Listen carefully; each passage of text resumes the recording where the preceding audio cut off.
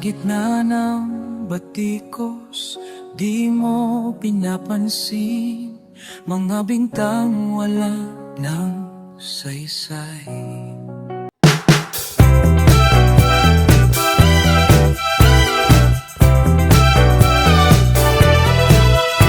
Dahilan po, bakit na bagong suporta mo kabayan? Aslam po, hi po, sasagutin ko po yung tanong mo po, ma'am. Actually, bilang isang DDS, mahirap po talaga na mag-switch, no? Pero, nakakaawa na yung Pilipinas. Nakakaawa ang Pilipinas. Sa mga Duterte na nalilink yung pangalan nila sa Pogo, sa droga, sindikato, parang masasabi ko na kawawa ang Pilipinas kung mamuno sa atin is gano'n na naman ulit. Pailalim kasi sila kumilos eh. Imagine, nung time ni Duterte, sabi, alinis, walang droga. Yun pala, talamak. Malalaki pala. Kaya pala, pinapatay lang yung mga maliliit lang. Walang mahuli-huling drug lord. BFF pala. Nalilink yung pangalan nila sa mga droga, di ba? Kaya una, hindi ako makapaniwala. Pero nakinig ulit ako sa mga balita. Nag-google ako. Para naman meron akong information. Para maliwanagan din ako. And then, so disappointed. Kasi si Duterte, galit sa droga. Pero ang kanyang advisor, economic advisor, Michael Yang, drug lord. Galit ka sa droga, pero ginawa mong advisor, drug lord. How come? And then, Pogo. Nalink pangalan nila sa Pogo. Hindi ko na isa-isahin kung anong meron sa Pogo, pero lahat ng illegal na sa Pogo na. Binulag lang tayo sa katotohanan. Binulag ako sa katotohanan. Totoo lang. Pero salamat kay BBM. Kasi nung dumating si BBM, kinalkal talaga niya yung mga baho ng mga Duterte. And yun, lumabas, sabog. Sabog talaga ang baho nila. Grabe, no? Hindi ako talaga makapaniwala. Promise. Kasi alam mo, grabe suporta ko kay Duterte dati. Nakikipag-away pa ako. Kasi sinasabihan nga siyang kriminal, mamamatay tao, ganyan, walang takot sa Diyos, nagbumura. Nilalaban ko. Kasi panatiko niya ako. Pero nakakalungkot lang na lahat pala ng yun na pinakita niya is front lang. Grabe, no? At isa pa, ba't ako naging BBM na ngayon? Saludo ako kay BBM. Ang lakas ng loob niya. Harapin lahat ng masasakit, masasama, lahat ng paninira, lahat ng pagmumura, kawalang-yaan na ginawa ng Duterte sa kanya, niyurakan ng pagkatao niya, lahat-lahat na sinabi na sa kanya na hindi maganda, lahat ng masakit na salita. Pero ang bait niya, hindi gumanti. Hindi siya gumanti sa kahit kanino man. Hindi siya nagmura, hindi din siya nagalit. Tahimik lang siyang nagtatrabaho. And believe ako sa ganyang klaseng tao.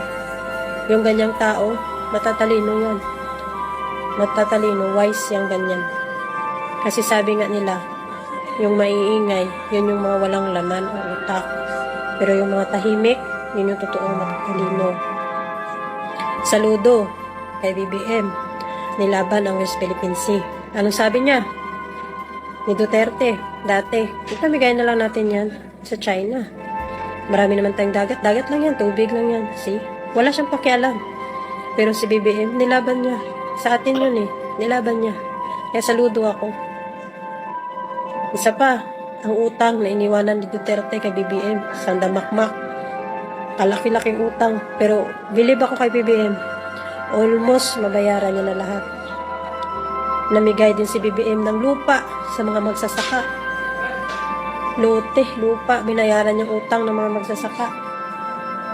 Believe ako. Unang nakita ko yun, sabi ko, wow. Kasi magsasaka din kami. Imagine. Pero hindi kami nakatanggap ng lupa ni BBM, ha? Nakita ko lang.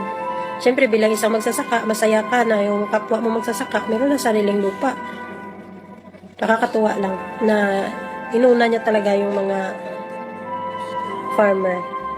Marami din siyang pabahay ngayon. Believe ako. Ang lupit. Ang galing. Tahimik na nagtatrabaho. Maraming tulay na pinapagawa. Airports. Diba? Grabe, ang galing. Pahanga talaga ako. Parang nasabi ko sa sarili ko, nagsisi ako na-hate ko dati yung Marcos. Alam mo, pag nakikita ko nga yung mga videos ni Apulakay, ni BBM, naiiyak ako. Kaya nasasabi ko sa sarili ko na sorry kasi hinusgahan ko kayo. Kasi simula pa, di ba, sa school, sa libro, parang pinapalabas, masama yung martial law, ganito yung martial law. Parang tinatanim sa isip at puso ng bawat tao na Pilipino na masama ang mga Marcos gawa ng martial law. Pero grabe, ang galing pala nila mamuno ng bansa. Sadya lang silang sinisiraan. Pero sana tayo din, magising na tayo lahat sa katotohanan. Matuto tayong rumispeto kung sinong nakaupo.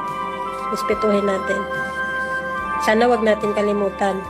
Mga DDS, lalo na kayo, grabe kayo magmura. Kahit sa akin ngayon, sa comment ko dyan, grabe. Naka-filtered lang. Pero sobrang daming harsh comments. Pero sana mga DDS, huwag niyong kalimutan, maging mabait. Huwag niyong kalimutan na tinuro sa inyo na magandang asal. Huwag kayong pumayag na lamunin kayo ng galit. Okay lang, kahit magkaiba tayo na sinusuportahan. Pero huwag niyong kalimutan. Pilipino ka, Pilipino ako. At huwag mong kalimutan ang magandang asal na tinuro sa'yo ng magulang mo.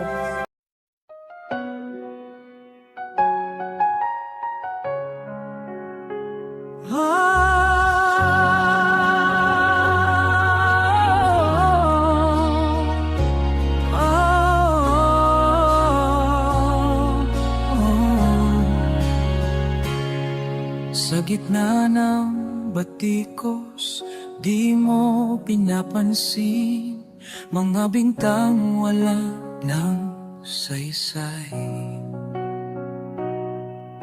Tuloy ang misyon mo para sa bayan natin.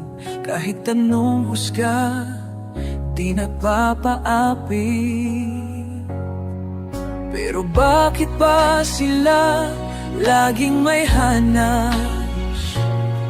Kahit anong gawin mo, may masasabi pa rin sila. Pero ikaw, Bongbong, di ka nagpapaapekto. Tahimik na lumalaban, handang sumago pa sa dilim. O Bongbong Marcos, kalmado at matatag. Sa gitna ng unos, ikaw ay nakangiti lang. Kahit anong batikos, di mo pinapatulan. Dahil ang totoong leader, di nagpapagulo.